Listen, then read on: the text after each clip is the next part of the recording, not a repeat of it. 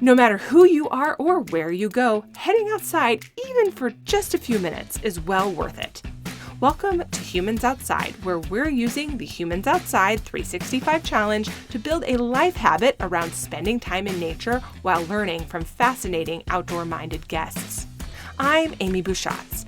I've let curiosity be my guide as a journalist for 19 years.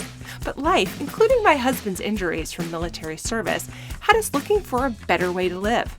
So we moved sight unseen to Alaska to see if an outdoor-focused life was the answer. Since September 2017, I've spent at least 20 consecutive minutes outside every single day, no matter what, to explore how nature can change my life. Ready to hear from experts and outdoor lovers who make heading into nature just a part of who they are while we work to do the same? Let's go! Have you got habits on the mind? You're probably in good company, and it's the season to think about what you're going to do about it. But jumping into a new habit or adding something to one you already have can feel a little risky. If you commit to something and can't make it happen, you might feel like you're letting yourself down. So if you do really want to accomplish something or create a sustainable lifestyle, the best first step would be to build something that works for you right out of the gate. And that's why we have habit expert Sarah Hays Coomer in this best of episode of Humans Outside. This was Sarah's second episode with us. You can hear her first in Season 3, Episode 3, and a replay of it as Season 4, Episode 33. Okay, here's Sarah's episode on creating an outdoor habit that works for you. When we talk about spending time in nature every day and building a life around getting outdoors, what we're really talking about is creating a new habit, one that gets us outside. You can like to go outside or find value in going outside every day, but that's not what is going to get you out there, even when the weather is bad or when life is busy or overwhelming. What gets you out there every day, no matter what, is that habit. Here at Humans Outside, we have our very own habit expert, Sarah Hays Coomer. Sarah joined us in early 2021 to talk about the nuts and bolts of building an outdoor habit. You also may have heard us rerun that episode recently as one of our best of episodes. But because we know we can never spend enough time learning the whys and hows of habit as we look to create that daily pattern, Sarah has been so awesome as to offer to come back again this year for the kickoff of Humans Outside Season 5. And we've got a special theme for Season 5, by the way.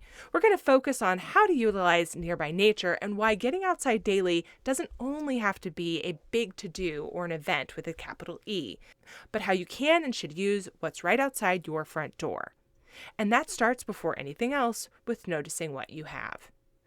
A little bit about Sarah before we get started. Sarah is a Mayo Clinic and nationally board-certified wellness coach, author of the Forbes column, Hey Health Coach, a personal trainer, and author of The Habit Trip, a fill-in-the-blank journey to a life on purpose.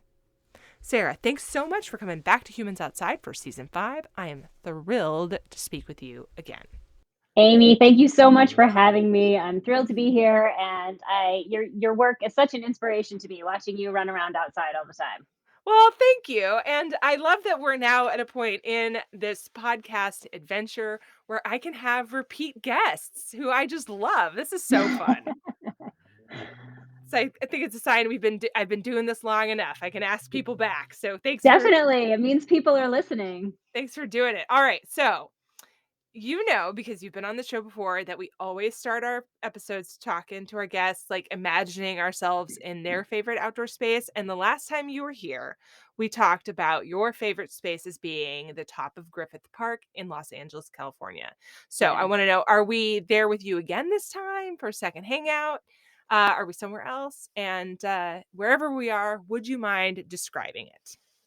I mean, always, yes. The top of Griffith Park is my touch point. It's my place that I go to make sure I'm still human and still myself. And if I'm down, it always lifts me up.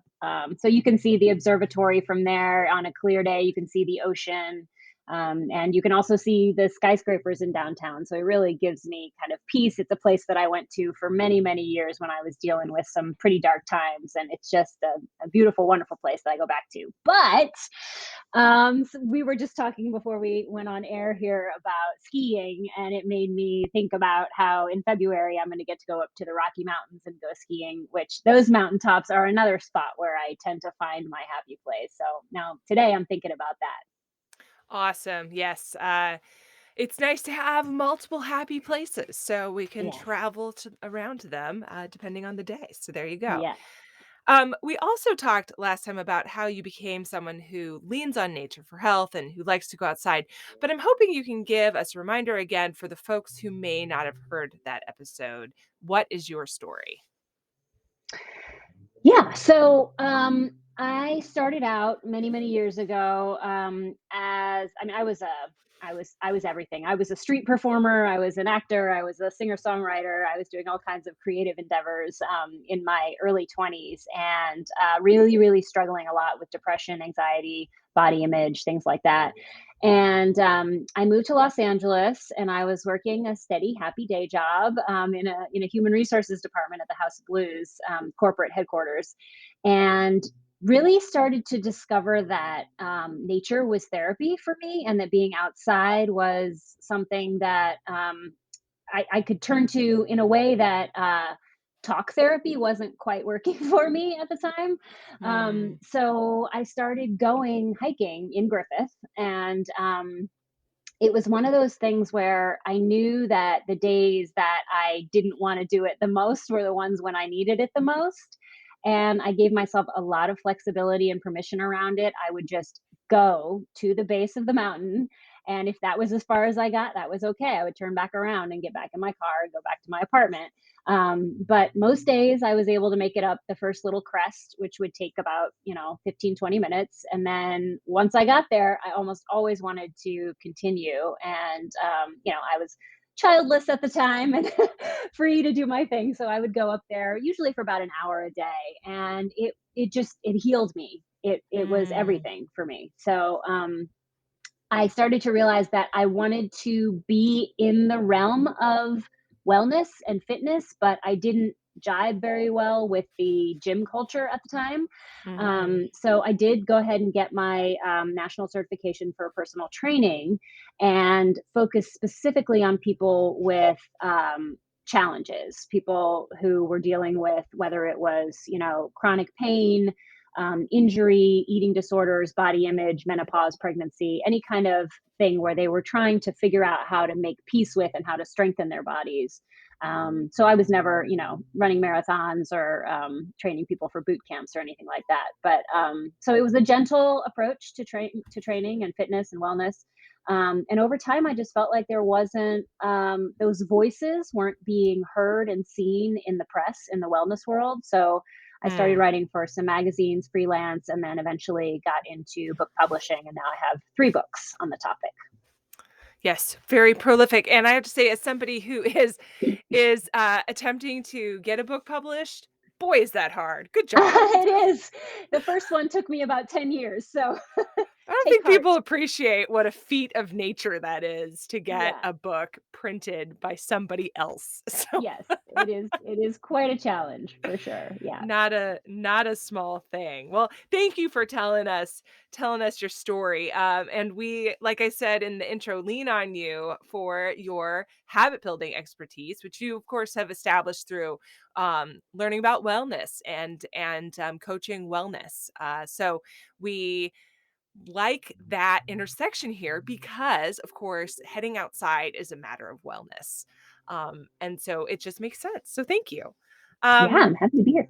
yeah, so we're really going to focus today on two things: mindfulness and what accessibility has to do with habit. Okay, so but before we get there, can you walk us through just those, speaking of habit, basic steps for building a new habit?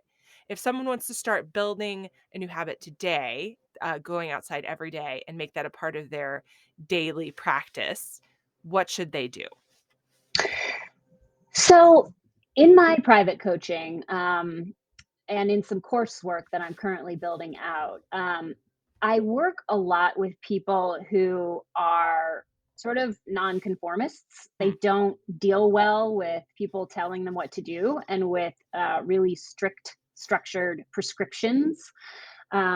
So I tend to, it's really important when you think about building a new habit to look at the idea of putting yourself in a position of power where you get to choose Mm. what you are building into your life, and what kinds of things are going to impact and improve your quality of life.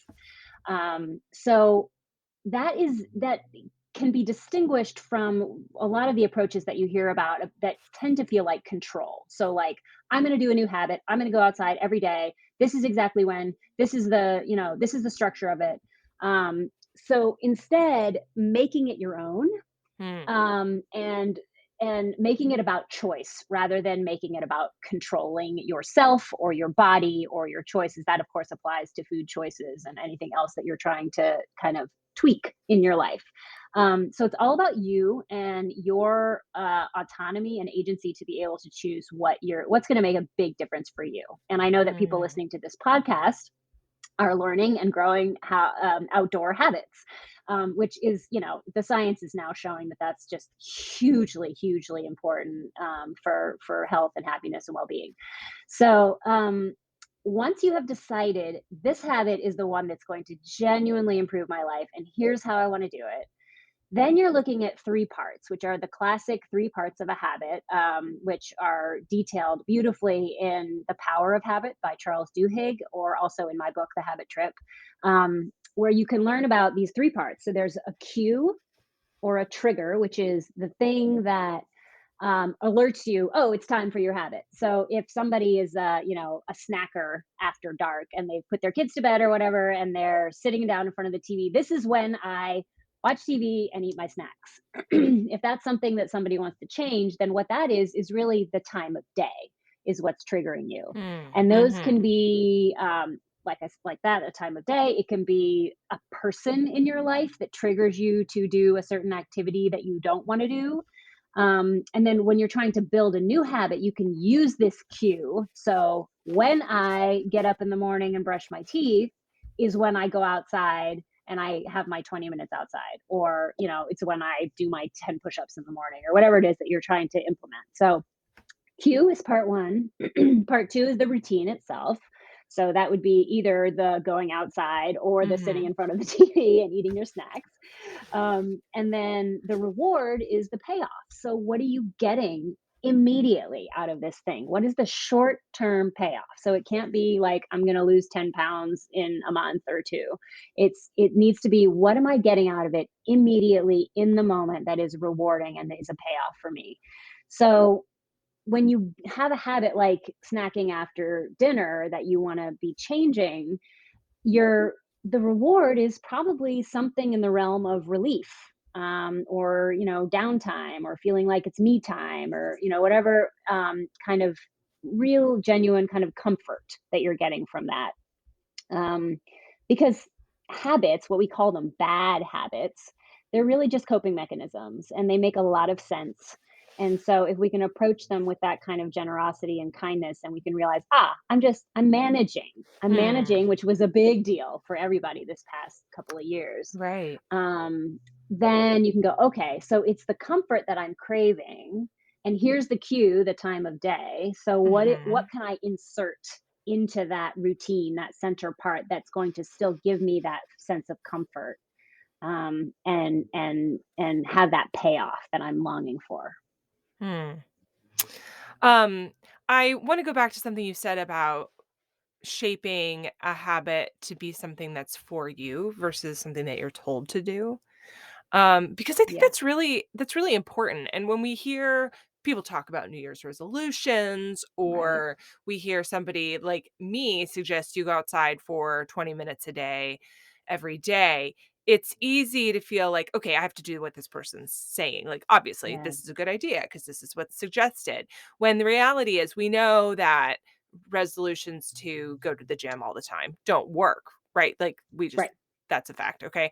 right. And we know that maybe going outside for 20 minutes a day isn't what is best for you. That doesn't meet your practice. But there are plenty of things that say that going to the gym is a good idea because exercise is good, right? And that going outside is even better because fresh air and all of the other various benefits we talk about a lot on this podcast. So how you get to the point where you utilize exercise in the case of the gym or going outside in the case of this um isn't as important as the outcome, right? Like that you are moving and that you are being outside. And so you, to make that a success, what you're saying is have to pick or examine your own self to understand how to get to the point where that's practical and meaningful and able to be a habit for you, right? Yeah, I mean, what are you craving? Hmm. What feels like friction in your life right now? What feels bad? Whether that's I'm not sleeping or my back hurts all the time or my digestion isn't quite right or I'm feeling down. What is off is a good place to start because we're usually pretty aware of those. And then what are you craving? What is the actual resolution that you're craving? And then what are the habits that you think are going to get you there, which may Mm. or may not be the case. It has to be a process of experimentation and play to figure out what those things are. And then what is a miniature version of that you can start with, which is why I love your 20 minutes so much. And I think we talked about this last time too. Like it can be 5, Mhm. it can be Mhm. 1, it can be going outside for 3 deep breaths. It Right. can be you have to start where you are because the most important thing when you want to start building a new habit is confidence. Hmm. We all have so much evidence that we've failed, again and again at trying to implement new habits and change our behaviors. Sure. So we have to build in psychology, it's called self-efficacy. Mm. We have to build this knowing that we're capable. Yeah. And if we start small, then we're a lot more likely to be like, "Ooh, that feels that 2 minutes outside every day is feeling really nice." And then Right. that question of what are you craving? Then you crave more, and then you get that Mm. payoff immediately, and then you wanna build on it and do more things. Yeah, this is precisely why I have stopped suggesting that people do 20 minutes outside a day. I mean, I think that's a great Oh, number, right? uh-huh, But yeah, I still suggest it. I guess what I'm trying to say is I've stopped saying that's the standard. Because right, the standard is what I suggest 20 minutes, but the standard is exactly what you said, whatever feels good to you, whatever yeah, works for the person who's doing it. And maybe that grows into 20 minutes later. And that was what felt good to me. So that's and then I had other reasons for picking that too, but it felt good for those reasons, right? And so that's what I picked. But when we talk about the Humans Outside 365 challenge, for which we have helpful kits now for sale on humansoutside.com, the idea there is that you are picking your challenge and you are doing what's right for you. Hey humans! If you want to build your own outdoor habit, the Humans Outside 365 Challenge is a great way to get started. You can even score some really cool and exclusive challenge swag, including a finisher decal and medal, in the process. All you need to do is visit humansoutside.com/challenge. You'll also get an outdoor challenge guide written by me for you, an exclusive challenge tracker, and insider info all year long. You don't want to be left out of this. Go to humansoutside.com/challenge to learn more now. Okay, back to the show.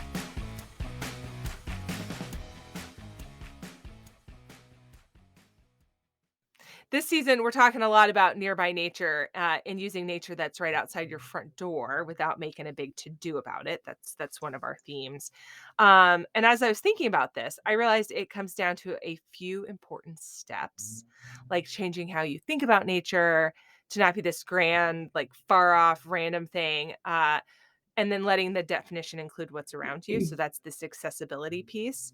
Um, mhm. but I've started to wonder if that very first step to broadening that definition is something that you were just mentioning, which is noticing yourself and then noticing what you have. Uh, Mhm. and we can call that mindfulness, even though maybe that sounds kind of foo-foo to some people. So, Mhm. so let's talk about mindfulness. What is mindfulness? And am I suggesting too simple of a definition? So, mindfulness is non-judgmental awareness. Hmm. That is the definition of mindfulness. And a lot of people focus on the awareness part and they make it all about, I'm supposed to empty my mind and clear my thoughts and all of that. But that leaves out the non judgmental part. And the thoughts that come up in our minds as we're sitting quietly and trying to check in with ourselves and how am I feeling and what are those friction points and all that stuff, those thoughts are actually really helpful. In fact, they're crucial to developing more mindfulness because you mindfulness is a process of allowing those thoughts to come up and letting them come through and sort of move on to the next one without getting hooked by the emotional fallout that comes with Mm. that and the psychological fallout and then the physical fallout honestly that comes with getting hooked onto every little thought that we have and then spiraling and going down a rabbit hole. Um, so the thoughts that come up, I like to view them as a gift, like, oh, look at that. And you just sort of go, aha, there it is. Hmm. There's that thought again. And take a deep breath. And the thought might come right back again. And then you take a deep breath. And then the thought comes back again. But Right. you get used to letting the thought come up and then letting it pass non-judgmentally. And when you're able to start doing that, I mean the research is deep on this. It reduces your stress level, it reduces your cortisol levels just in the same way that nature does. So nature can be really helpful with that too, to just kind of use nature as your tool. You know, Mhm. I've had clients who will just, they've got seriously stressful, high pressure jobs in office buildings that they just don't get out of all day long. They miss all of the sunshine. Hmm. And they have just developed a habit of, I'm going to step outside the building right now. And then I'm going to step back inside the building, Right, right. and they start developing neurological pathways that don't like I said, hook you in and pull you in so that Sure. you're not able to separate from that and just let it be what it is. Mhm. I have one client who says, "Work less, care less." That's her mantra right now. Yeah, But fact. she's still doing the job, and actually, she's finding that she's doing the job better because Right, she's not as attached to all of those outcomes. right, exactly. Um, yeah, because it's when you said work less, care less, I thought, yeah, if you work less, you'll care less, but I think she probably means both, right? Like, I'm purposing to work less, and Yeah, I'm purposing to care less about the things that are out of my control, which I think also yeah. I could use some of that, so there's that. Uh, what does mindfulness have to do with building any habit? Not specifically one with going outside, just literally any habit. Yeah, so we have this lovely cue, routine, reward, right? But Mhm. before the cue, in order to notice the cue, in order to notice that it's 8 p.m. and that habit is coming up again, you have to have awareness. And you Mm, have to be non-judgmental about it. Because if you're gonna try to jump in and start controlling it, then your inner, renegade teenager is gonna come out and be like, nope. sure. Nope, I'm going to do this anyway because I deserve it. And then, later on that evening, you're feeling regret. So, Right. that the awareness piece, the non judgmental awareness piece comes in that moment when you have to pause, notice that the cue is happening, and then what am I going to do from there? And for Mm, that, I use something called a gap ritual with my clients, okay. which is a tool that it's not the decision itself about what routine am I going to follow up, what are my options, what would I like to choose instead of this other routine that I've had before, but Mhm. it's an interruption. So it's like run your hands under cold water Hmm. or do a single push up or hang upside down on the couch. Anything that will physically interrupt, or in this case, step outside, anything that will physically interrupt your body and your brain long enough that you can then make a conscious decision. And then you get to choose what you want. And if you want to choose the comfort of eating your snack and sitting in front of the TV, then you can choose that. But you're doing it on purpose, Yeah. which means you lose all that guilt and all that frustration passes away with that. Yeah, I have a snack habit in the evening I would like to break. It does no one any good. Not only is it self-sabotage, but, I do have regret, and I'm not actually hungry, right? Right. I'm just hitting the chip bag or whatever. Yeah. So, I think I'll start doing a push-up because that's a really good idea, and then maybe I'll get better at push-ups at the same time. Oh, I Right. see what you're doing. So Ah, look at that. Is it possible to create a new habit without mind or I guess successfully? Is it possible to successfully create a new habit without mindfulness? So the word mindfulness puts some people off, understandably, because it's associated with a lot of foo-foo stuff. Foo-foo, as we Um, said. Yes. so as we said, yes.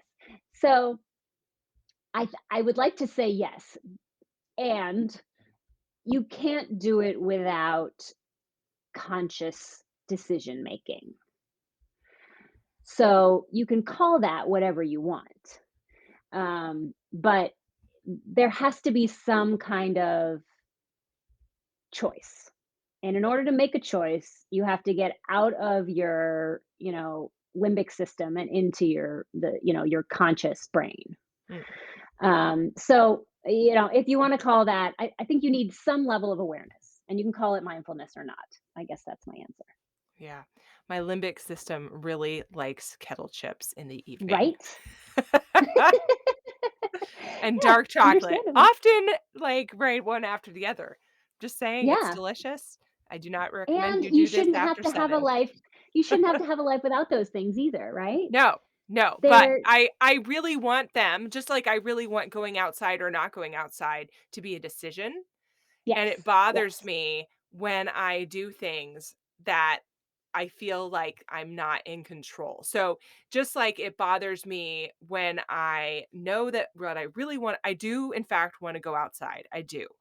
But I'm watching the snow blow over, or yesterday it was snowing a lot and it was really blowy, and I hadn't done my 20 minutes. And I knew that if I did it, it was one of those days where it would have been so easy just to say, you know what, it's a little like the weather outside is frightful, quote unquote. You know, I think I stay in here now. Yeah, Um, and I had to make myself go outside and remember my cues of I know that this is pleasant when it's done. I know that I like this. I know this feels good to me, and have that be a decision. And the only reason I could do that is because I've built that habit where I now don't let myself have the stay inside cue be what the answer is.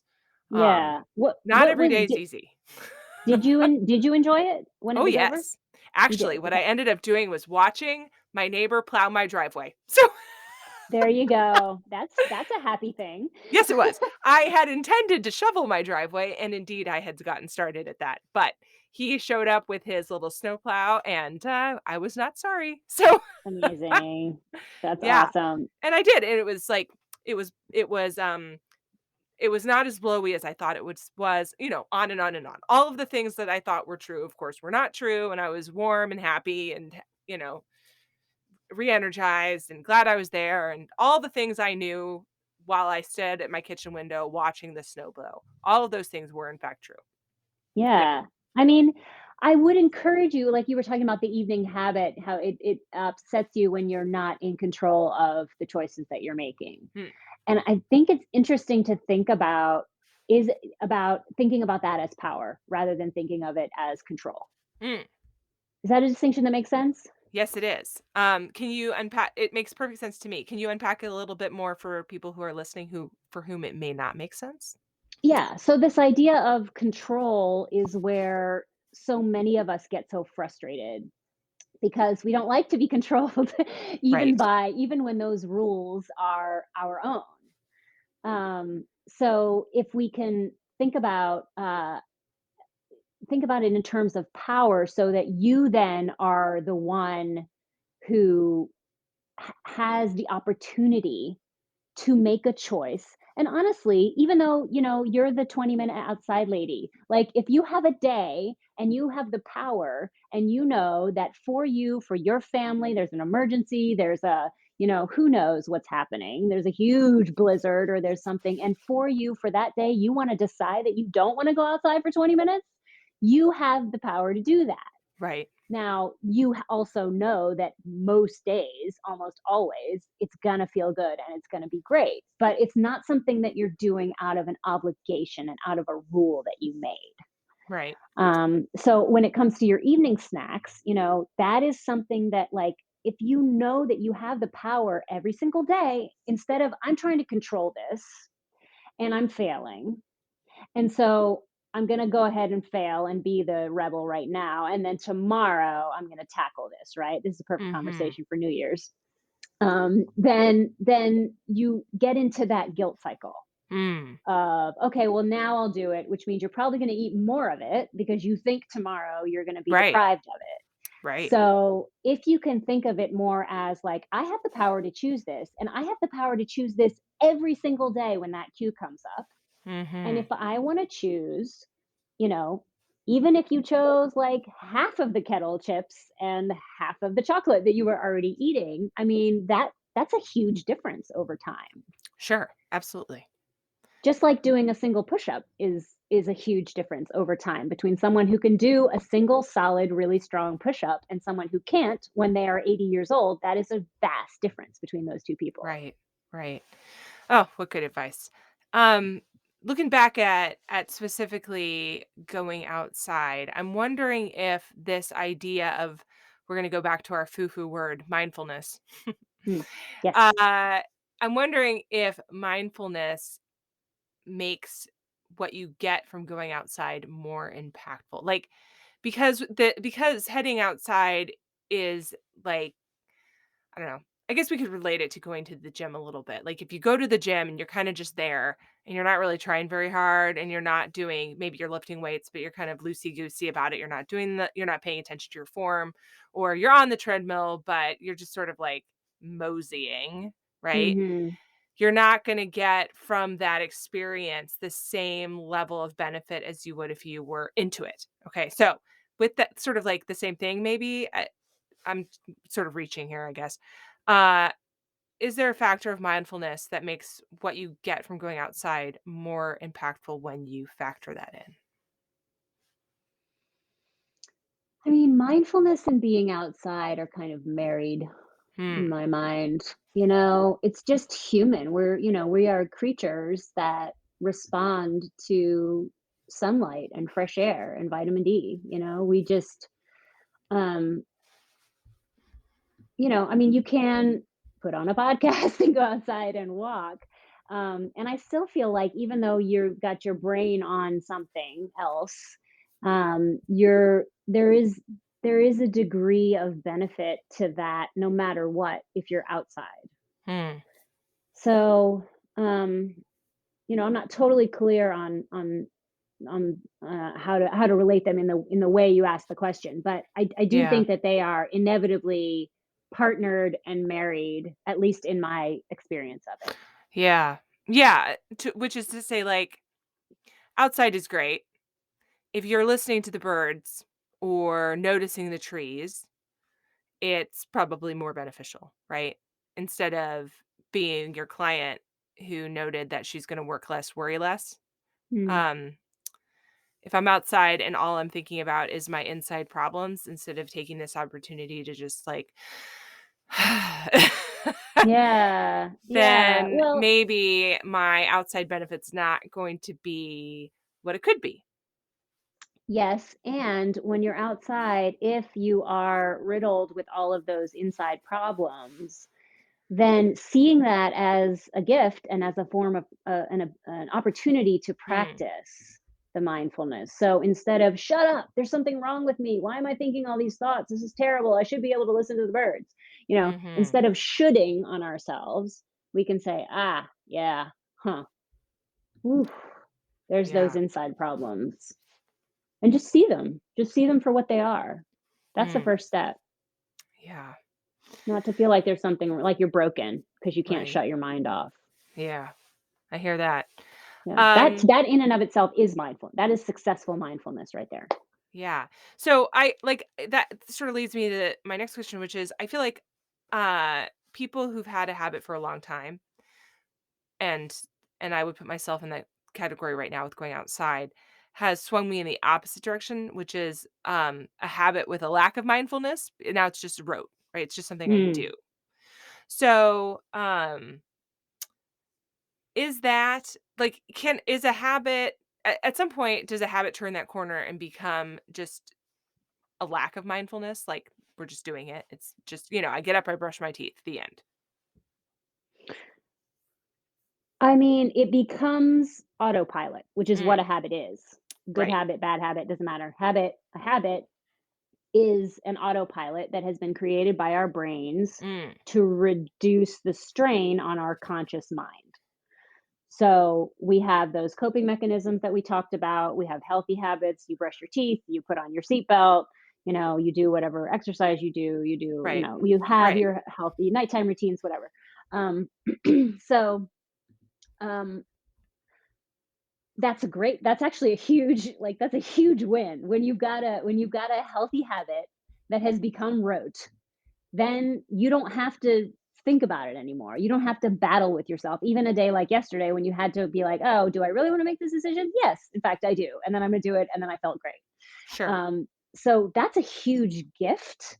That feeling you describe is really funny. I hear that too from people who are losing weight, who Mm, have lost a certain level of weight and then stayed at that weight either because they plateaued or because they were happy there. mhm. Um, and then after a certain period of time, that feeling of that new body starts to normalize. Mhm. And then they start to feel restless and they start to feel like it's not good enough, which is what the brain does. So, but what that means is that they have achieved normalcy with the new healthy routine, habit, whatever.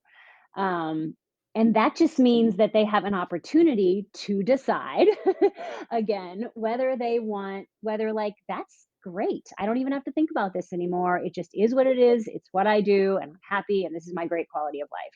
Hmm. Or, huh, I want to take this to the next level.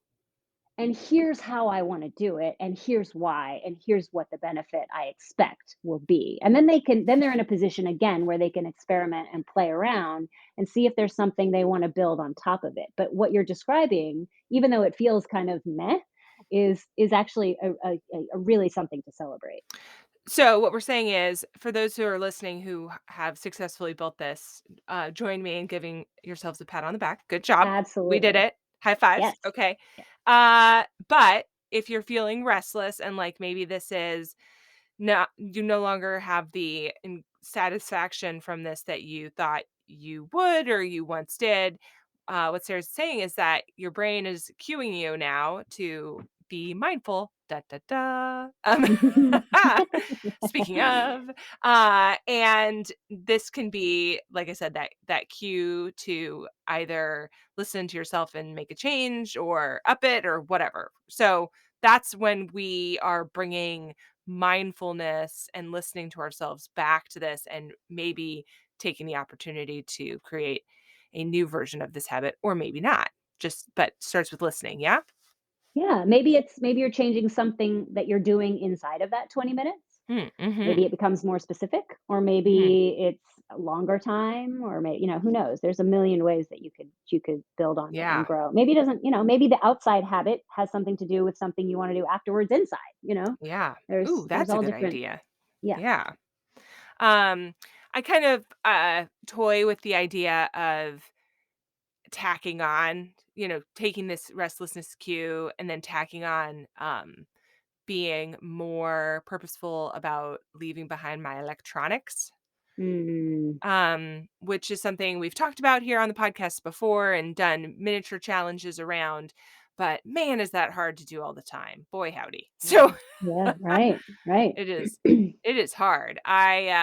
I accidentally left my phone at home, for example, the other night, and I had a friend take a picture of me so that I had a photo of my time, which is the thing I do on Instagram every day.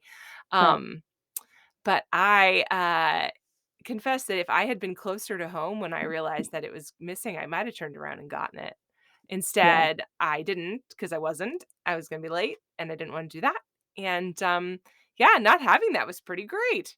Didn't have to think about it, didn't have to worry about it, knew not to look at it. I didn't have it, Yeah. you Right. know? Yeah. It's kind of spectacular. So, It's so foreign now to be without any kind of connection or screen. yeah. Yeah, Yeah. it was a very freeing accidental screen-free time, and it Okay, so reminded me that how right much I there is like an that. experiment. Like you Yeah, you actually sort of force fed yourself I like, did. "Oh, that's how it feels by accident."